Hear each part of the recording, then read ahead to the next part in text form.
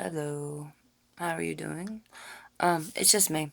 I'm making another quick little video, just to try to keep it going with trying to update on, coping skills. One thing I noticed, and I've seen it in a lot of things, social media, really is not necessarily a really good thing when you have depression or even anxiety.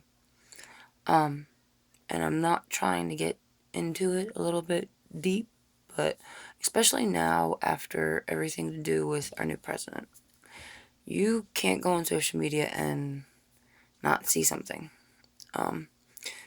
People are getting really serious about this as far as trying to shove their opinions down your throat. So I think social media now is probably even more stressful than it has been before because of the circumstances in our government.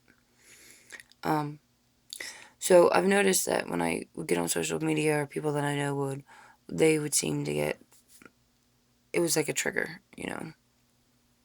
So one thing I suggest is probably limiting social media. Everybody seems to be connected to Facebook through their phones or whatever sort of stuff, but one good coping skill is to back it up off of social media. Do a cleansing or whatnot, and see, just 3 days and see how you are without getting on Facebook or anything like that. That really will help as far as you might find yourself bored at certain times when you're used to posting stuff, but just try it for a couple days. It might help relieve some of the stress.